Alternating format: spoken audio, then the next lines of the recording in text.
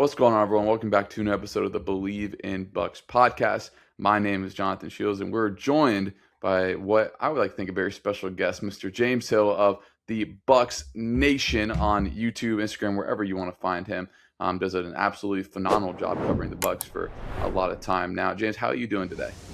I'm doing good, Jonathan. Thank you for having me on, man. It's obviously, a bit of a slow time right now, but we still have a lot of stuff to talk about. And, hey, football's still right around the corner. At the end of this month, we'll have training camp. So it's still an exciting time.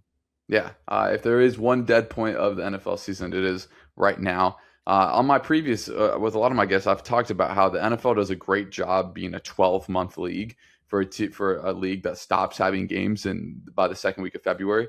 And from the draft, rookie minicamp, free agency, all that stuff. But we're just going to get right into it. I'm going to ask you the hardest question first. So Baker Mayfield has obviously been in the news for his contract, and obviously better news came out the other day when he was at Oklahoma camp saying he wants to be here. I tend to think a deal will get done, but I also said on my last episode just 2 days ago now, I would not give Baker Mayfield more than $50 million a year. That's just me. I'm in that kind of boat. You saw what happened with Sam Darnold this past year. The great teams around quarterbacks like this, the more money you have for them, the better, I think. So what's your take on that? And are you because I really think there's a few camps with Bucs fans that I've seen, at least in my comments and the feedback I've gotten. It's give Baker whatever he wants. He's crazy for asking for $50 million, and some people have a set price that they won't go over. What kind of boat are you in? Well, there's a lot to unpack there, right? So, firstly, giving Baker whatever he wants, I don't think that's the right answer. No. And I don't think that even anybody, realistically feels like that's the right answer, right?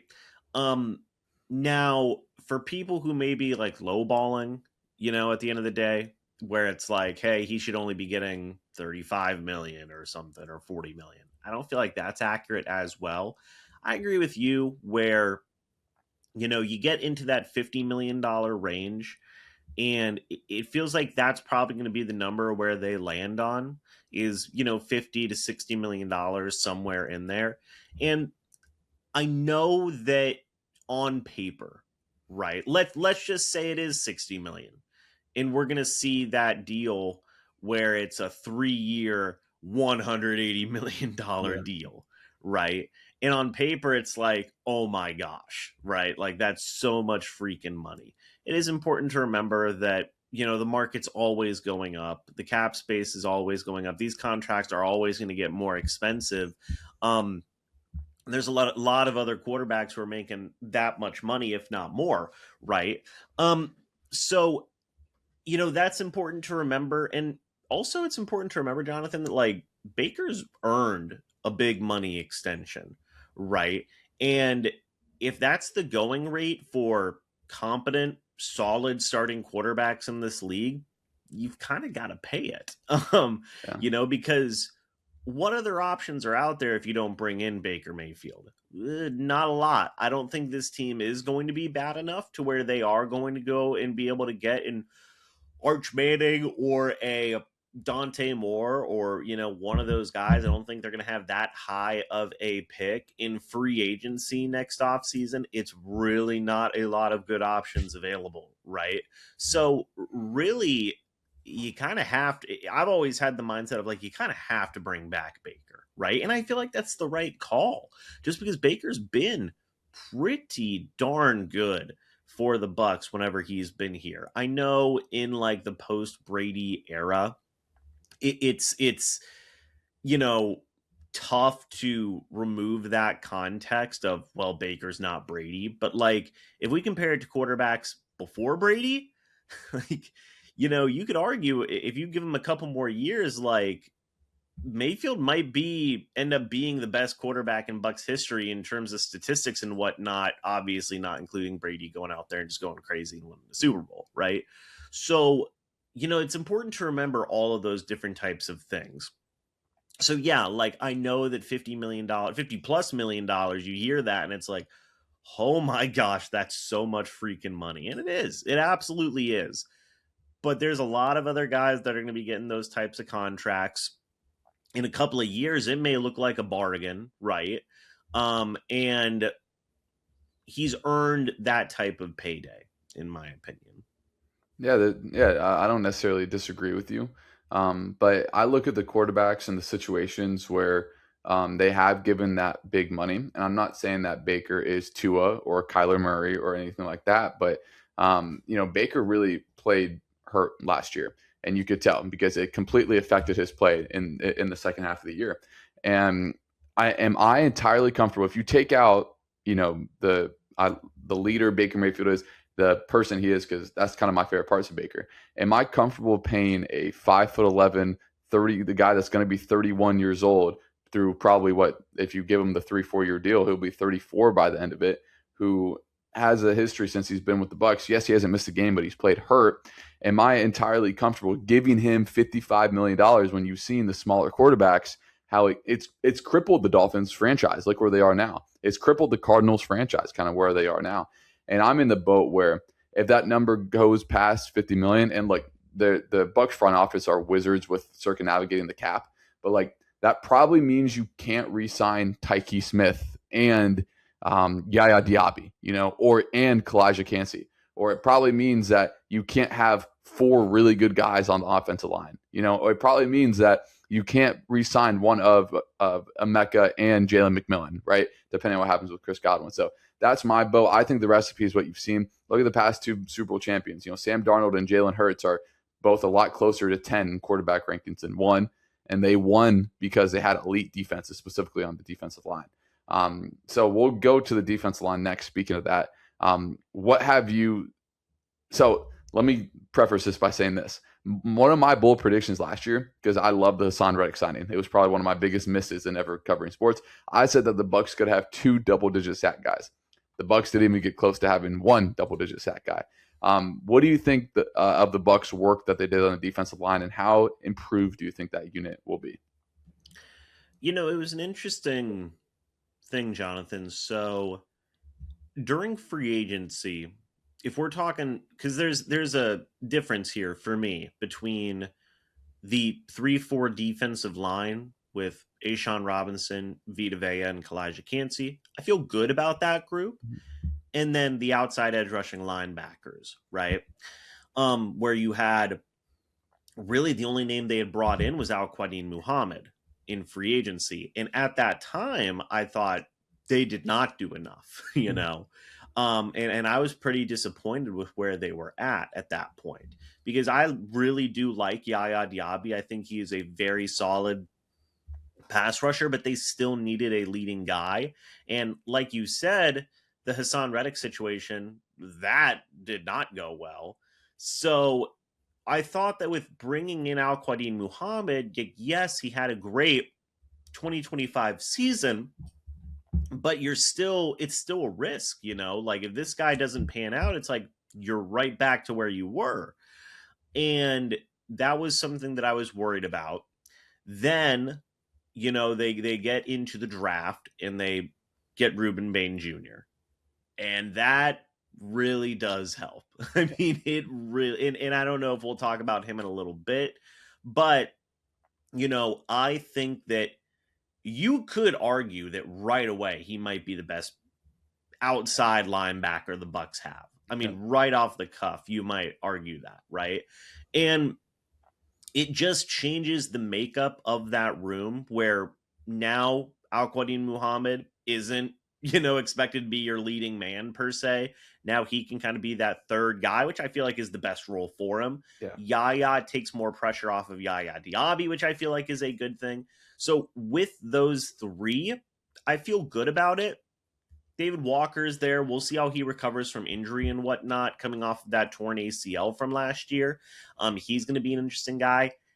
Anthony Nelson, he is what he is. I feel like he's probably been here a couple years too long, and kind of feels like just a guy at the end of the day. I know the Bucs staff loves him, and the Bucs front office loves him, and the players love him, but he just kind of feels like a guy at that point. But like, I do feel like they have improved. I feel like they have gotten some new guys in the building there, even if it is just, Muhammad and Rueben Bane Jr. there. I feel like they've gotten better there. I was worried about it, at the time of free agency, but then with that Bane draft pick, I do feel a lot better about them. Yeah, no, I agree. And you've touched on Ruben Bate a lot. Um, Speaking of the defense, I think the defense needed the most work. I think obviously when you lose Mike Evans on offense, people are going to think, oh my goodness, the receiving core is still really good. To me, the weakness in the Bucs team last year was their front seven defensively, all the way around. They've obviously addressed the front seven. We talked about the defense line. Now let's move to linebacker. Getting Anzalone, obviously, is a big, very good cover linebacker, but a guy the last 2 years has been banged up a little bit and a little bit older. And then you get Trotter in the draft, and I'm confident in that pick because when the Bucs selected, they had their pick of kind of that tier of linebacker. I mean, CJ Allen from Georgia was there. I mean, you go by the list. They kind of had whoever they wanted there. Where is your confidence in that linebacker room? Because frankly, it was, I'm not going to say disaster last year, but it was a mess for a part of the year. No offense to the guy, but whatever the Bucs can do to push Servassier Dennis down the depth chart more and more is something that I am on board with. I mean, he was really, really rough last year in coverage. I mean, a complete liability. I mean, Jonathan, you saw the games. The amount of times those running backs just schooled him, and he's like 10 yards away trying to chase down a dude who's running for like a 40-yard touchdown was just really rough, right? And, Lavonte David retired. That was a rough thing, but it felt pretty necessary. Yeah. Like Lavonte's play had really dipped in that final year. He'd been hurt all of last year as well, according to him. With Anzalone, it does get you a better coverage guy, which I like a lot as well. Trotter, like you said, they were in kind of that weird pocket where it's like there was a few different guys where it's like CJ Allen's there, Jake Golday's there, stuff like that. Would Trotter have been my linebacker that I would have picked? Probably not, because I still value coverage. So I probably would have went with like a Jake Golday just because I'm still having like flashbacks to Servassier Dennis doing Servassier Dennis things in coverage. But I get why they picked Trotter, if that makes sense, because honestly, his style of play is going to be very similar to like Devin White, which it didn't end well, but Devin White had some good success with Tampa Bay, and Bowles used him as just basically a missile to send in there and disrupt things, right? So I can see Trotter having a very, very similar role. It is important to remember they did also bring in Christian Roseboom, who, you look at the advanced metrics and whatnot, isn't the most like exciting player in the world, but he did start, 16 or 17 games last year. He's still a guy that could fill in a starting role and whatnot. So that's important to remember also. Do I feel great about the room though? I wouldn't say I feel great about it. I feel okay with it. It feels like there's more band-aids there than long-term answers. Yeah. With Anzalone, it's like, okay, how, like you said, he's had some injury issues. How long is he going to realistically be here? Same thing with Roseboom, where it's like, this guy might just be one and done in Tampa Bay. Trotter's the best example of the long-term option, but he feels like the only long-term option there right now. And right now, he doesn't scream to me of like, this guy is going to be your long-term number one linebacker. Maybe he can develop into that, but right now he just seems like he'll be a quality starter throughout his career is kind of where I'm viewing him as, not so much a leading man. So, I'm going to be curious to see this room. It feels like the defensive line, like you said, I agree 100%. This front seven needed so much work, dude. Yeah. Like, the outside linebackers, I feel like they got some good pieces there. Defensive line, they invested a ton in the defensive line this offseason. Inside linebacker, they brought in 3 new guys, right, which is a lot of investment. It's just kind of a matter now of like finding those more long-term answers alongside Trotter there. Yeah, no. So speaking, we're going to stay on the defense. I did my position rankings for the Bucs in the offseason. Just guys, what units I'm most confident in. And some people may find it a little bit of surprise. I separated safeties and corners, and I put corners as the group I'm least confident in going into the 2026 season. And you look around, and Jamel Dean's gone. He was having, an all-pro year before inevitably he got hurt. And then you see Zion McCollum, who got paid and then really regressed last year. And part of that was injury, right? You look at Jacob Parrish, and this was just my own eye test. When he was on the outside last year, he really struggled. I mean, he got torched against the Seahawks. And granted, that was his first ever start out there. I'm going to give him some of the benefit of the doubt. But even against the Panthers, I know he had the interception in that game, but he was not locked down by any means. I'm really looking at Benjamin Morrison on the other side to lock down that spot, keep Parrish on the inside. But I think the secondary, you really have a lot of question marks. Am I crazy? Do you agree with me? Or where's your head at on the secondary? In the secondary as a whole, just the corners, I should say. Let's stick to just the corners. Yeah, because the safety room feels great. Yeah, I agree. Yep. With what they're able to do. I mean, Antoine Winfield Jr., Tyke Smith might be the best safety, or it might be one of the top safety duos in the NFL. No, I agree. I had them top 3 for the Bucs in their position ranking, so I'm keeping just corners. I should preface that with. Sure, I agree, man. I mean, that cornerback room. Look, man. McCollum did not gain a lot of fans last year. No. I mean, just from my comment section and stuff, people are so done with this guy. And I remember I saw a quote from Bowles. I think it was during a radio show where he said that McCollum just, mentally takes some plays off and stuff like that. And he just gets bored out there. And I was like, that's the worst thing you could have said. That is the worst thing that could have just described this. And I agree. McCollum has a lot to prove because he's their de facto number 1 corner now. And last year, gosh, man, remember the Rams game where Davante Adams just cooked him alive, just burnt, burnt toast. It was a horrible game. And I agree with you where it's they have 2 great nickel corner options. I mean, awesome options. You have Parrish and you have Keontae Scott, who they brought in from Miami. Unfortunately, you can't play both of them in the nickel. One of those guys is probably going to have to swing outside. And, do you want to mess with a good thing and move Parrish to the outside? Because like you said, there's a very realistic chance that wouldn't work out. Okay, well, what about Benjamin Morrison? Benjamin Morrison was hurt a lot last year. When he was out there, he looked completely lost. Yep. I mean, it was really rough. And so I agree with you where this cornerback room certainly has a lot of what ifs and a lot of questions. They haven't brought in a veteran to replace Dean. Nope. And, Bowles even said it during, I think it was OTAs or something, where he said, I want to see what our current veterans do. Before I decide to bring in somebody, there's some options out there like a Rasul Douglas or something like that, where it's hey, this guy could start for you if you need him to. And I'm bring this dude in because I don't think Chase Lucas or Keemon Hall are really going to be going out there and giving you starting reps at outside corner.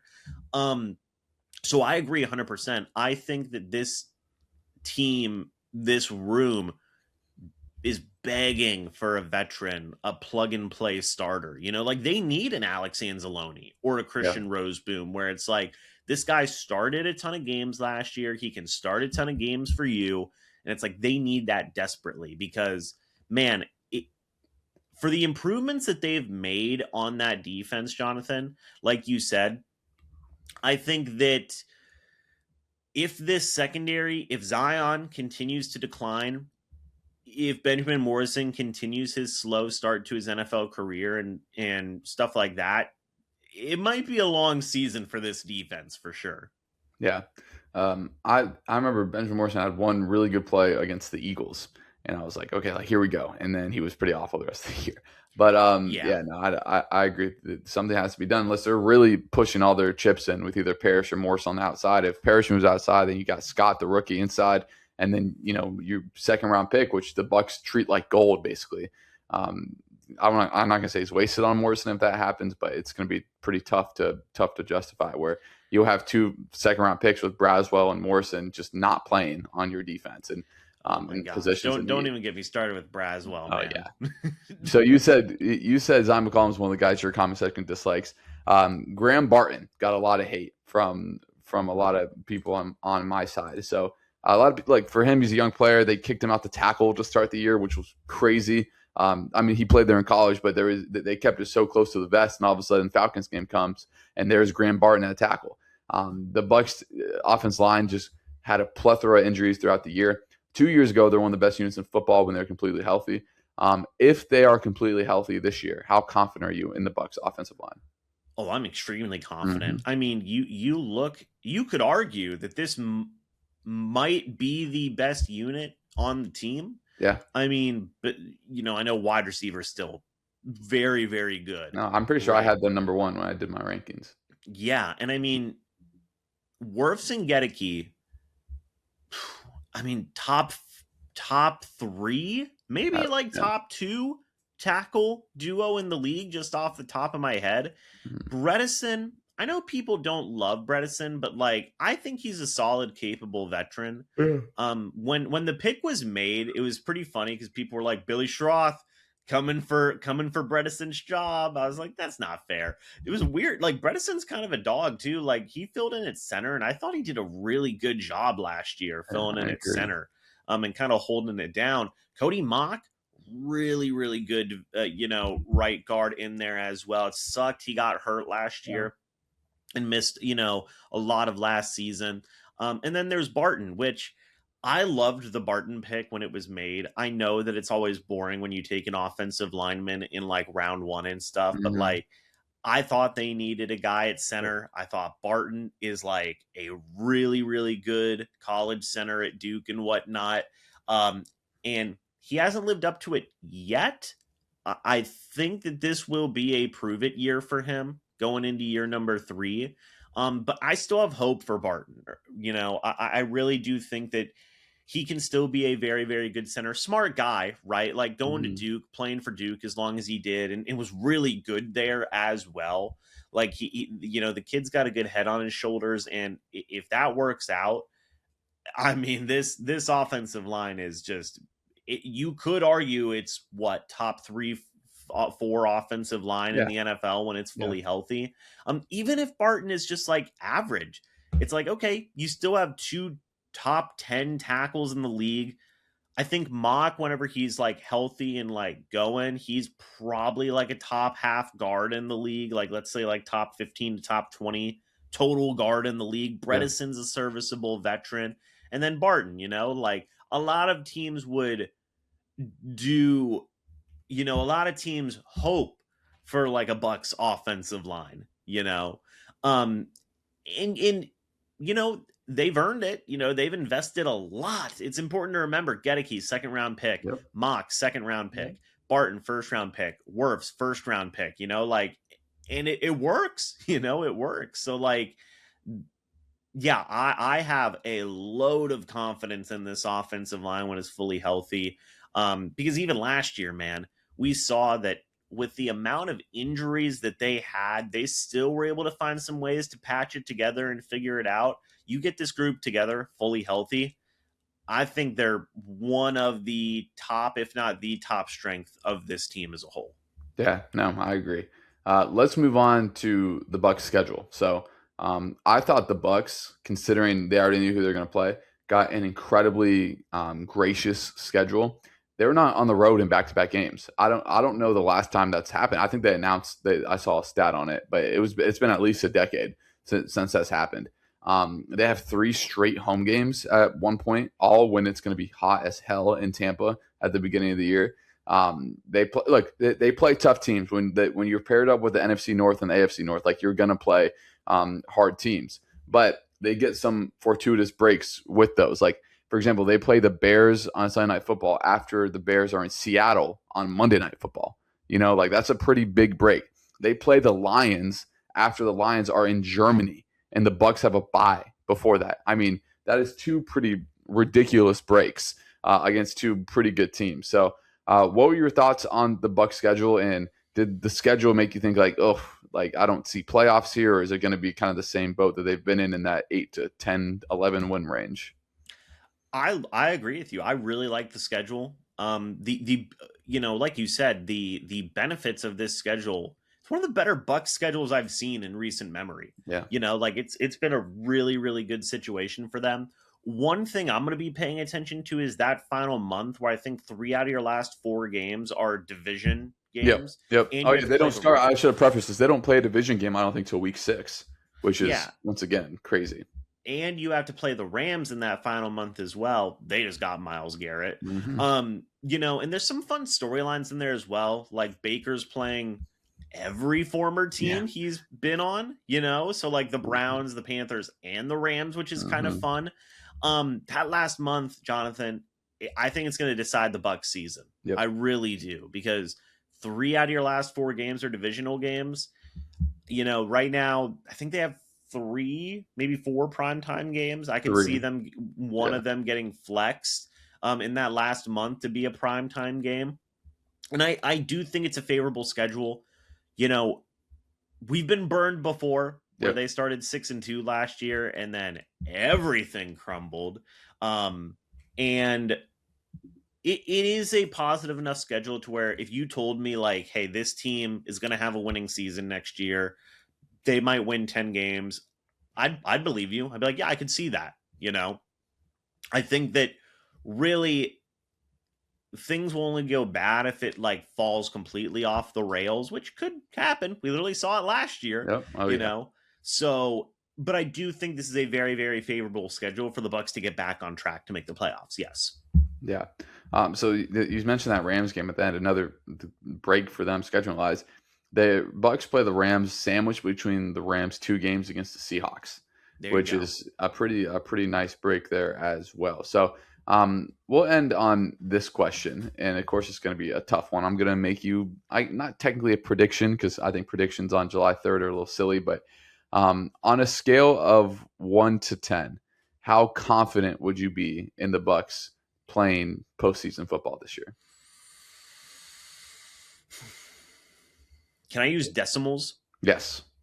I'm gonna say 6.5, 6.5, Yeah. because this team has improved and they have gotten better. We've seen them make a lot of moves, specifically on this defensive side of the ball. But, and I don't have a lot of confidence in the coaching staff right Yep. now. Me neither. That second half of the past season, I know injuries were a big, big concern. I know that there's a lot of reasons as to why that happened.